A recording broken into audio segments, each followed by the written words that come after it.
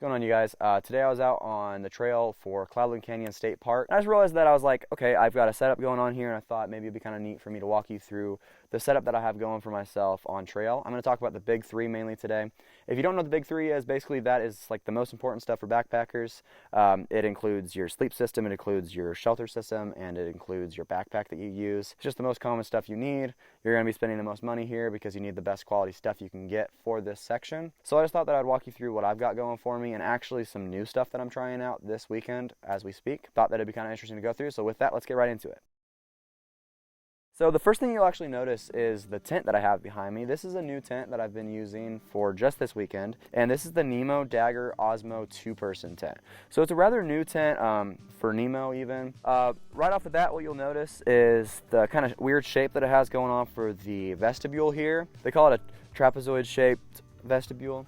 And so what's kind of neat about that is it gives you a little bit more space underneath there. It's a two-sided or double vestibule, so it's got one on each side here along with two doors, obviously. What you also know is about the Rainfly is it's a very, very waterproof material. It's about 2,000 millimeters it's rated to for waterproofness, so you can trust this in a rainstorm. It's also a new material that Dagger's using for its tents that it like trademarked or whatever. It's called like the poly nylon, or I don't know. I'll put it up on the screen. But basically it's a new material that they've been experimenting with. That's what the Rainfly is made out of, and a little bit of the tent itself is made out of, besides the mesh. So it's a super durable material. It's rated to be like 4 times more waterproof, or maybe it's 4 times more durable than other materials. One thing, because of the trapezoid shape, you'll notice that you need a few more stakes than the regular tent you've been using. Instead of the typical 6 or typical 5, you will need 8 stakes for the bare minimum. If you want to use the guy lines, you'll have to actually have more than that. Also with the stakes, and what's really neat is most tents give you like some really crappy stakes that are not good for anything, so I usually use the Groundhog MSR tent stakes. Well, what's kind of cool is that with this tent, and I don't know how they've done this with their older tents, but NEMO actually provided some stakes that look almost identical to the MSR Groundhogs. So they seem like really quality stakes. They bite into the ground really hard because they've got like those like 3 sides to it like the MSR do. So I was really happy with the tent stakes that they provided with the tent as well. So the specs for this tent actually are pretty good too for keeping it pretty lightweight. So I think that the typical weight that you've got going on, packed weight, is about 4 pounds 2 ounces. Once again, if I'm wrong with any of this, I'll put it up on the screen. And I think that the minimum weight you get it down to is 3 pounds 7 ounces or 3 pounds 8 ounces. And so the weight is pretty good for a 2-person tent, and it's got a lot of space for it too. It's 50 inches wide, which allows for you to have 2 25-inch pads beside each other if you'd like a little bit of extra arm room. And so it's just a really pretty good spacious tent. And also what you'll notice is they've got this ginormous brow bar. The brow bar is the bar that just goes horizontally across the top of the main poles. And this brow bar just kind of lifts everything up, kind of lifts that mesh up a little bit, just to give you a little bit more extra headroom. So when you're in there, you'll feel like you have a lot more space than you might have if you didn't have this brow bar. The Hornet has the brow bar too. It's just like half of that size, and so that's kind of where they cut down on some weight, because the Hornet, you'll find, is actually a lighter tent, but the Dagger is by far the more spacious tent. For this vestibule also, they include with the Dagger a very interesting kind of contraption they put underneath one of the sides of the vestibule. So what you'll notice we got going on here is what they call the landing zone. It's basically like a bathtub floor, but for your vestibule. So the bathtub floor is what they've been doing on a lot of the more recent tents. Basically what they'll be doing is they have the same material that's for the floor kind of come up a few inches on the sides of the tent, just to provide you a little bit of extra waterproofness if there's water running by. So this landing zone is just a little bit of a bucket almost that they have over here on the side of the vestibule to allow you to put your more water sensitive items inside of it. So even if there's a huge rainstorm where there's a lot of water running through on the ground, it's going to protect your gear. And another thing that's kind of cool with this one is the clip system they've got going on here. Is instead of some weird ones where the vestibule like rolls up and you have to Velcro it strangely, or maybe an awkward magnet, this one is just a clip. So you just take this and you come over and you clip it, and you can kind of tighten it to however loose you want it to be. And it's the same style actually for the door of the tent mesh itself. Now what we're going to do is we're going to move on to the inside, and I'm going to point out a few features on the inside, and then we'll move on to the other parts of the big three. So like I said before, you roll this thing up the same way with the other one, and you have the same kind of clip style over here just to get it out of the way. The first thing you need to notice when you're on the inside of the tent is actually this little yellow fabric that they have, and they have this on both sides of the tent.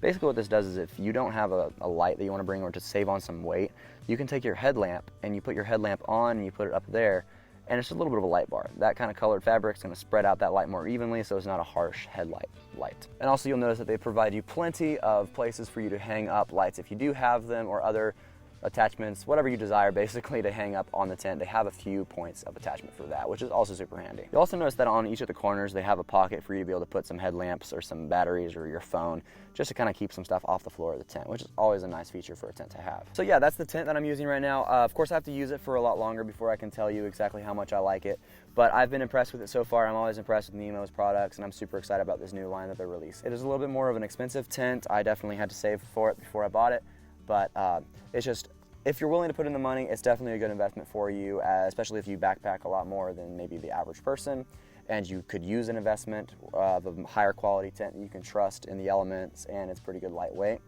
The NEMO Dagger OSMO is a great option. And if you're looking for a little bit lighter weight, I've heard the Hornet is also great. It's got a lot less weight to it, but it also does have some of the less features.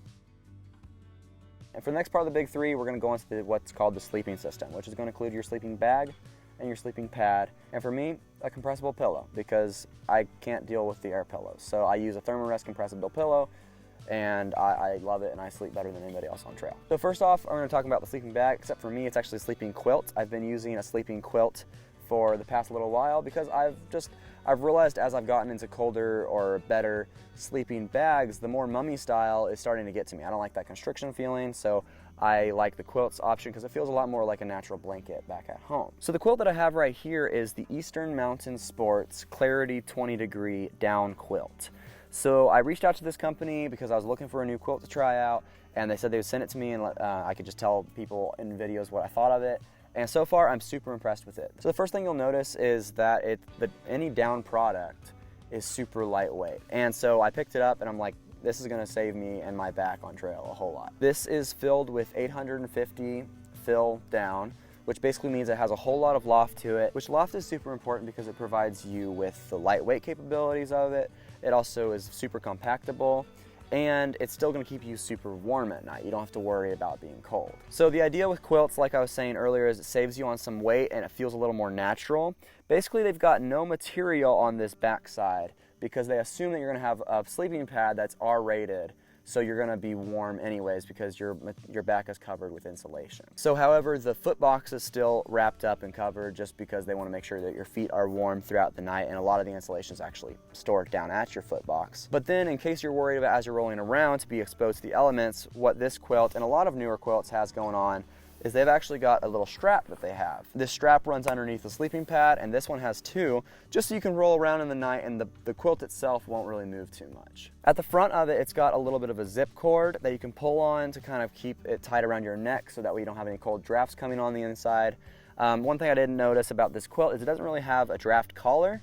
However, I guess it is just a 20-degree quilt, so it's not preparing for the coldest stuff. Maybe Eastern Mountain Sports has some colder quilt options that do have a draft collar. I'm gonna put the exact weight of this bag and maybe the dimensions up on the screen just so you know them for sure.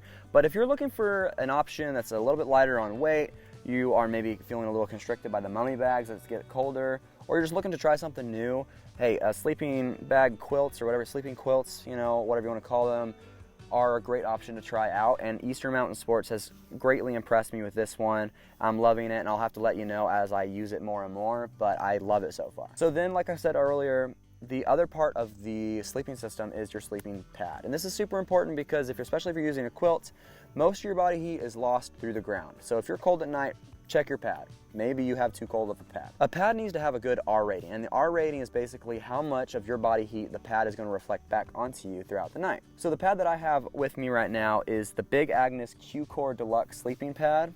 And this pad is absolutely amazing. It's super comfortable. It is super lightweight for the dimensions that it is, and it's R-rated to about 4.5. That means that it's going to reflect almost all of my body heat back onto me. If you watch some of my other videos, you've known that I've kind of accidentally purchased a 30-inch wide quilt, which is a little bit extra, and I would never recommend bringing that on a long backpacking trip.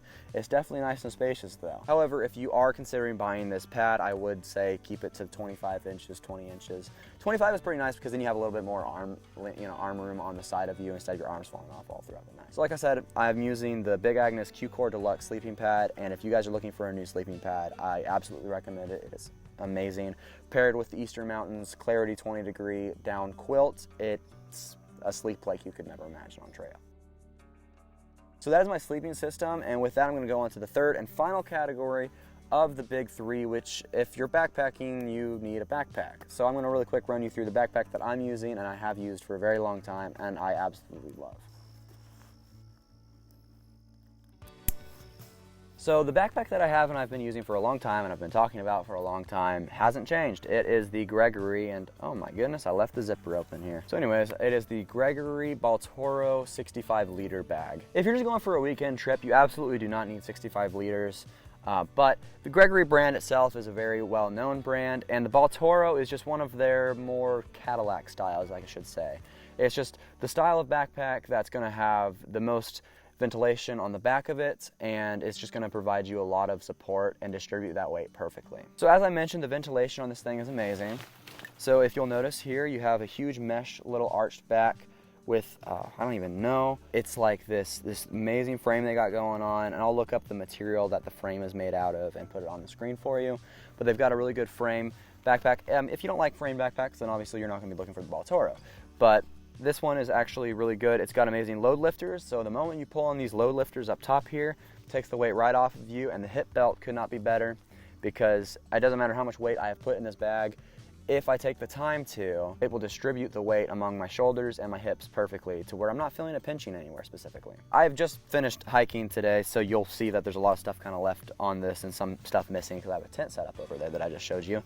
But it's nice because it's got a lot of straps and a lot of pockets. You can keep your stuff organized if you want quick access everywhere.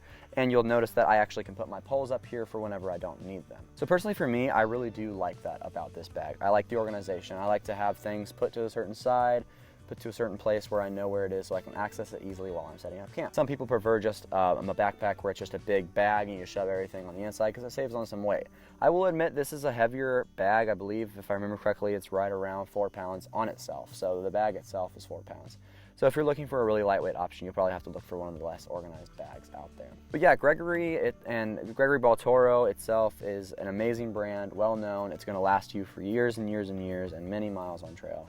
So if you're looking for a good backpack that you want to invest in, look for the GREGORY Baltoro 65 liter or any other of the liter options that Baltoro has for it. I would never recommend this bag for a beginner who just doesn't even know if he likes backpacking and wants to try it out, because it is a more expensive option. But if you're looking to put some money where your mouth is, you know, if you want to be able to go backpacking more and you want to have some gear that you can trust, this is the gear that I'm telling you about today. The main thing that I want you to focus on with any backpack is just figure out what works for you. Actually, this goes for anything that we've talked about today.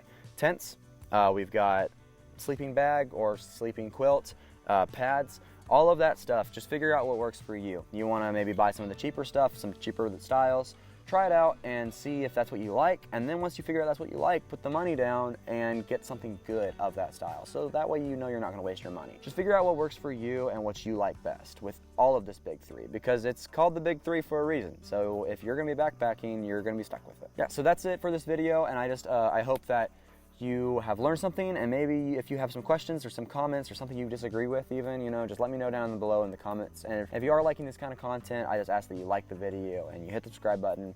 It just really shows me that you care, and your support really means the world to me. So thank you for watching this video, and please come again soon.